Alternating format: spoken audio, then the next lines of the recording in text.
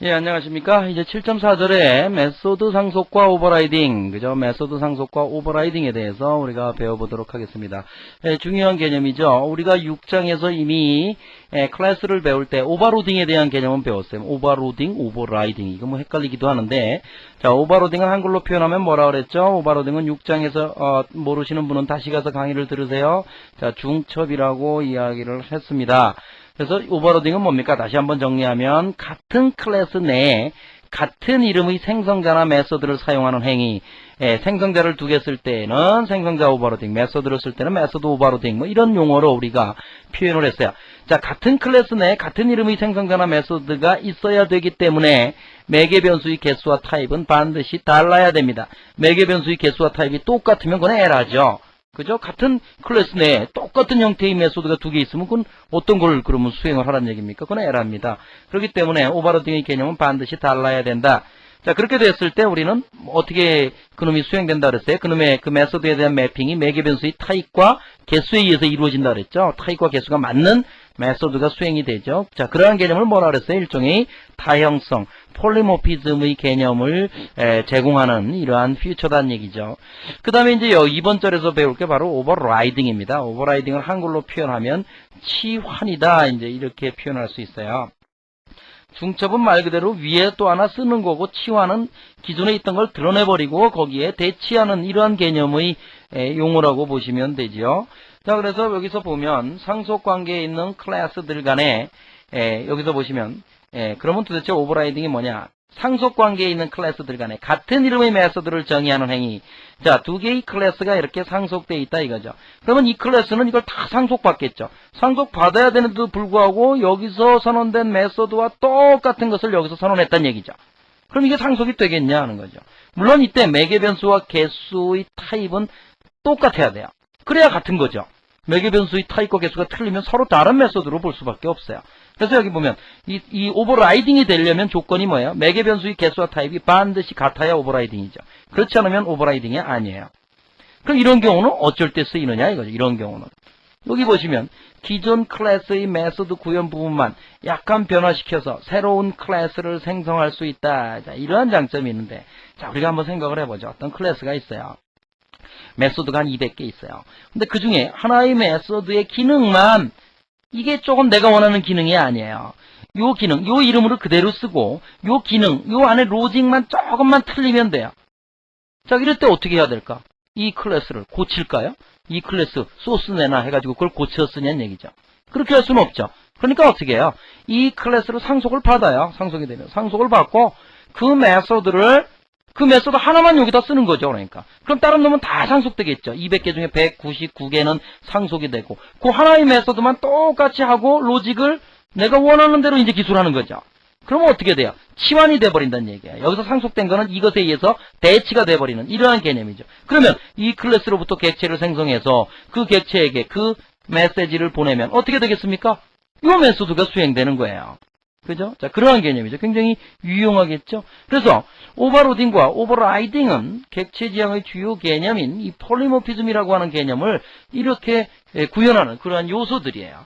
그래서 우리는 오버라이딩에 대해서도 여러분들이 잘 알으셔야 되겠어요. 자, 우리가 이러한 것을 예제를 가지고 한번 설명을 해보도록 하지요. 자, 예제를 가지고 설명하기 위해서 일단 inheritance for.java라고 하는 프로그램을 한번 살펴보도록 하자. 자, 우리 책의 166페이지 그림을 결과를 여러분들 같이 보시면서 프로그램을 보도록 하죠. 자, 클래스 A가 있습니다. 클래스 A, 인테저 i와 j, 뭐 아무것도 없네요. 퍼블릭의 개념일 테고, void set ij, 역시 메소드 앞에도 아무것도 없죠. 역시 같은 개념일 테고, i에다 x, j에다 y를 집어넣고, 클래스 B, extend j, a로부터 상속됐죠. 자, a로부터 상속된 개념이고, 인테저 total은, 자, void sum에다가는 total i 플러스 j. 여기서 보니까 이건 뭐예요? 그냥 클래스 A에 있는 게 그대로 B로 상속되겠네요. 그죠? 인테저 ij, 뭐 별 무리 없죠? 상속됐고, set ij, 그대로 상속되겠죠? 그죠? 상속됐어요. 그러면 클래스 B에는 뭐가 있는 거야? 객체 속성 변수로 인테저 i와 j와 그 다음에 인테저 토탈이 있는 거예요. 그죠? 토탈이 있고, 메소드는 뭐가 있는 겁니까? void set ij와 void sum 두 개가 있는 거예요. 그죠? 클래스 B에는. 자, 그러고 나서 inheritance 4라고 하는 클래스에는 여기에서는 이제 메인 메소드에서 어떻게 했습니까? B 클래스의 객체 서브 오비를 생성을 합니다. 그죠? 서브 오비, new B 해가지고 생성을 하고 서브 오비.set ij 하고 부르죠. set ij는 당연히 이쪽에서 상속이 되어 있을 테니까 B 클래스로부터 생성된 객체를 통해서 충분히 수행시킬 수 있죠. 10하고 11을 set ij 하니까 이놈을 i에 집어넣고 이놈을 j에 집어넣네요. 그 일을 했겠죠. 그 다음에 서브 오비.sum 하니까 이 메소드가 호출이 돼서 i와 j가 더해져서 그놈이 토탈로 들어가 있겠네요.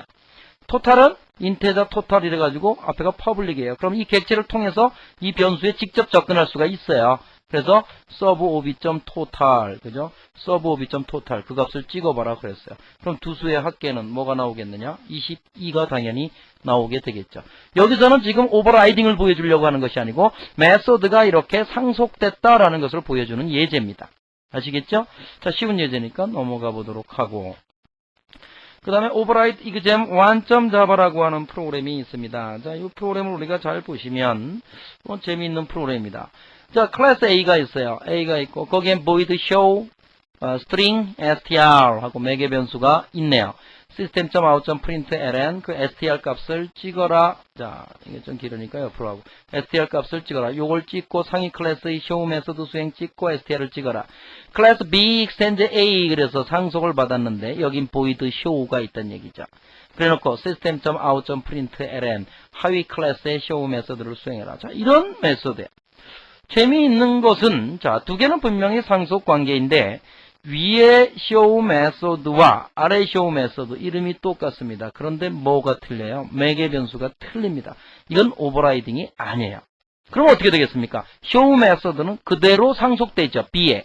그러면 B 클래스 입장에서 보자 이거죠. 그럼 메소드가 몇 개 있어요? 두 개 있어요. show 매개 변수 없는 것과 show 매개 변수 있는 것 두 개가 있어요. 그러면 클래스 B 입장에서 보면 어떤 개념입니까? 우리가 6장에서 배운 메소드 오버로딩의 개념이 돼버렸어요.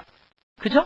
이 메소드가 상속이 되었는데 교묘하게도 이름이 같고 매개 변수의 개수와 타입이 틀리기 때문에 이것은 오버라이딩이 아니고 요놈이 상속되어서 클래스 B 입장에서 볼 때에는 오버로딩의 개념이 성립이 돼버린 거죠.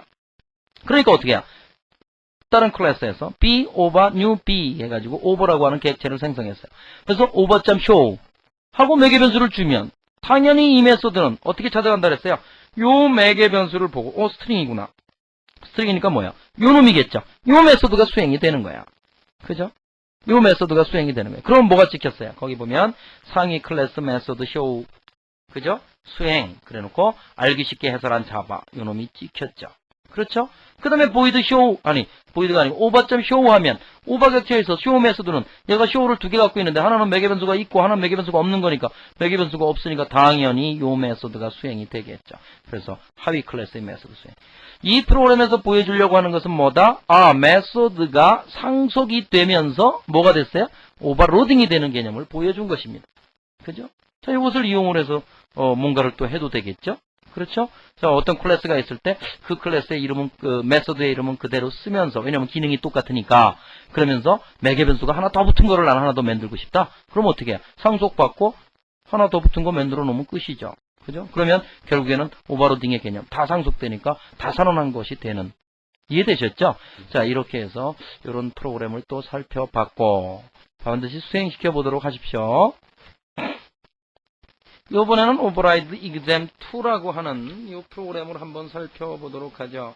자, 이 프로그램은 오버라이딩이 되는 예예요. 앞에 거랑 거의 똑같죠. 클래스 A, 클래스 B, extend A. 자, void show, void show. 똑같습니다. 메소드의 이름과 매개 변수의 개수와 타입이 똑같아요. 매개 변수가 아예 없죠. 똑같아요. 그죠? 자, 이렇게 될 때는 어떻게 되겠느냐 하는 거죠. 자, 이게 바로 오버라이딩의 개념이죠. 자, 이렇게 됐을 때 메인에서 B, over, new B 였어요. 그죠? B 클래스로. 이때 over.show 하면 당연히 이 show는 상속이 되었지만 이것에 의해서 치환돼 버렸으니까 요 메소드가 수행이 됩니다. 그래서 결과가 뭐가 찍혔어요? 하위 클래스의 메소드 show 수행. 그놈이 찍히게 되는 것입니다. 168페이지에 그렇게 나와 있죠. 자, 오버라이딩의 예입니다. 그죠? 똑같은 이름의 메소드를 아버지 클래스에 있는 메소드를 아들 클래스에서 선언하는 것. 이게 바로 메소드 오버라이딩이다. 이럴 때 아들 클래스로부터 생성된 객체에서는 이 그 객체를 이용해서 그 메소드를 사용하면 당연히 아들 클래스에 있는 메소드가 수행이 되더라. 자, 세 번째 예를 한번 보도록 합시다. override exam 3.java라고 하는 자, 이러한 예를 한번 보도록 하죠. 자, 이 예에서는 지금 뭐를 보여주고 있는가 하고 봤더니 클래스 A 해놓고 객체 속성 변수 ij 선언했고 A, 이건 뭐야? 메소드 이름이 클래스 이름과 똑같으니까 이것은 뭐예요? 생성자입니다. 그죠? 인테자 b 해서 ij에다가 생성자로 받은 a, b의 값을 세팅한 꼴이 됐죠. 그런 다음에 void show라는 메소드가 있고요. 자, 클래스 b extend a 그랬죠. 상속받았고 인테자 k를 선언해놓고 자, b 이건 뭐예요? 클래스 이름과 메소드 이름이 똑같으니까 이놈도 생성자인데 생성자에 인테자 a, 인테자 b, 인테자 c가 있는데 매개 변수로 이 안에서 슈퍼 가로 열고 AB를 불렀어요. 자, 이때 슈퍼는 뭐라 그랬죠? 우리가 앞에서 잠깐 소개를 했고, 뒷절에 가서 다시 또 이야기를 할 텐데, 이때 슈퍼는 뭐라 그랬어요? 상위 클래스의 생성자를 부른다 그랬어요. 슈퍼가 있는 클래스가 뭡니까? B예요. B가 있는 클래스의 상위 클래스가 누굽니까? A예요. A 클래스의 생성자. 이놈을 부르는 거예요. 물론, 이렇게 불렀을 때 매개 변수는 맞아야 돼요. 이 AB와 여기 인테저 AB는 당연히 맞아야 되죠. 타입이. 그죠? 그래서 불렀어요. 그럼 뭐가 수행돼? 요놈이 수행되겠죠. 그죠? A가 I로 들어가고 B가 들어가고 요 A, B를 가지고 줬으니까. 근데 C는 자기 자신의 K에다 집어넣어 놓고 그 다음에 뭐를 했어요? show 메소드에서 이놈을 찍고 요거 한 줄을 찍고 그 다음에 슈퍼.show를 불렀어요. 그러니까 자기 show에서는 두 줄을 찍고 슈퍼.show 슈퍼는 뭐라 그랬어요? 자기 클래스의 아버지 클래스의 show를 불렀어요. 지금 근데 여기서 show 메소드를 보니까 아버지 클래스에 있는 show나 아들 클래스에 있는 show나 똑같아요. 오버라이딩이죠. 오버라이딩인데 아들 클래스에 있는 show 메소드 내에서 아버지 클래스의 show는 부를 수 있겠죠. 자, 하여튼 이렇게 됐어요. 이렇게 돼 있을 때. 자, 메인 메소드에서 B over 1 new B 이랬습니다. B over 1 new B 하니까 B 클래스로부터 객체를 생성해라. 근데 생성자의 뭐를 줬어요? 매개 변수를 줬죠? 매개 변수로 10, 20, 30을 줬죠? 당연히 매개 변수, 생성자 매개 변수와 타입이 맞아야 되겠죠? 맞았어요. 그러니까 그놈이 이 안에를 수행을 해야 되니까 슈퍼를 가지고 불러서 아버지 클래스의 생성자 AB 가지고 AB 값을 IJ에 세팅했죠? 아까 위에서 보니까, 그죠? 그럼 I에는 10, J에는 20. 그 다음에 K에는 뭐가 들어가 있겠어요? K에는 30이 들어가 있을 거라고요. 그죠? K에는 30이 들어가 있을 것이고 그렇게 되면 over1이라고 하는 객체, 그죠? 객체는 이제 이 객체 생성 문장에 의해서 이게 다 생성이 된 거죠? 그죠? 생성 문장에 의해서 A 값, B 값이 IJ에 세팅되고 그 다음에 뭐야? C 값이 K에 세팅되고 왜냐하면 생성자가 수행이 됐으니까 new라고 하는 연산자가 바로 생성자를 수행시키는 명령어라고 보시면 되죠. 객체를 생성하면서, 그죠? 자, 그런 다음에 어떻게 했어요? system.out.println에서 ijk 값을 찍어봐라. 그죠? 그래서 over1.i 값, over1.j 값, over1.k 값을 찍었어요. 그랬더니 뭐가 찍혔어요? ijk 값 10, 20, 30. ijk 전부 퍼블릭으로 선언되어 있죠? 아무것도 없죠? 앞에, 인테저 앞에. 그러니까 객체를 이름을 통해서 이렇게 마음대로 쓸 수 있어요. 이게 뭐 좋은 프로그래밍 기법은 아니지만 어찌됐든 하여튼 그렇게 됐어요. 그 다음에 over1.show 그랬어요. over1.show. 이때 over1.show 하면 show라고 하는 메소드가 어떤 메소드가 수행되겠냐는 얘기예요. 그죠? show라는 메소드가. 그러면 이놈과 이놈인데 지금 이 over1이라고 하는 객체가 B로부터 탄생했으니까 이거는 완벽하게 오버라이딩이 되어 있으니까 이 show는 상속되었지만 이놈에 의해서 완전히 가려졌어요. 그죠? 그렇게 되면 당연히 이 메소드가 수행이 되는 거야. 그러니까 뭐가 찍혀요? 하위 클래스 메소드의 show 수행. 그럼이 찍혔어요. 자, 그 다음에 이퀄 사인이 이렇게 있고 슈퍼를 이용한 상위 클래스 메소드 호출. 이거 찍혔죠? 자, 그 다음에 뭐를 불렀어요? 슈퍼.show를 이 안에서 부른 거예요. 요 show를. 그죠? 그렇게 해서는 부를 수 있죠. 이 클래스의 아버지 클래스에 있는 show는. 그러니까 뭐가 찍혔어요? 그 밑에 상위 클래스 메소드 show의 수행. 좀 헷갈리시나요? 자, 이렇게 해서 오버라이딩이 설명이 됐습니다. 자, 객체 지향의 개념이 이래서 그렇습니다. 여러분들이 프로그램이 동작되는 방법을 살펴보면, 그러니까 객체 지향의 개념을 모르고 만약에 어떤 사람이 자바 프로그램 짠 거를 던져주면서 너 이거 한번 분석해봐. 죽어도 분석을 못해요. 이러한 개념을 모르고서는 안 돼요. 지금도 아주 단순한 개념밖에 우리가 개념만 알고 지금 프로그램을 보는 것인데 이미 다른 언어하고 많이 틀리죠. 자, 이것이 좀 더 복잡한 프로그램으로 가면 이제 어떤 현상이 나타나냐면 어떤 메소드가 이렇게 있어요. 이제 뭐 이런 것처럼. 그러면 이 메소드가 뭐 하는 메소드일까? 이걸 알아야 프로그램을 분석할 거 아닙니까? 그럼 어떻게 알아야 될까요? 이 메소드. 그 메소드는 분명히 클래스에서는 돼 있을 거고 그 클래스를 설명하는 책을 찾아봐야 될 거야. 그러면 이게 어떤 클래스로부터 생성된 것일까? 하고 보려면 이 앞에 객체가 또 있을 거라. 그 객체가 어느 클래스에 생성되는지를 봐야 돼요. 이제 뒤에 가면 그 객체가 또 캐스팅이 돼요. 형변환이 돼요. 아주 복잡한 문제들이 발생해. 그러면 그걸 분석해낼 수 있어야 되는데 객체 지향의 그러한 컨셉을 모르고서는 분석하기가 어렵다는 얘기. 그래서 여러분들이 지금 굉장히 기초적인 부분이에요. 이런 프로그램 이해 다 하셔야 돼요. 이해하고 이게 왜 이럴까 생각하셔야 돼요. 그죠?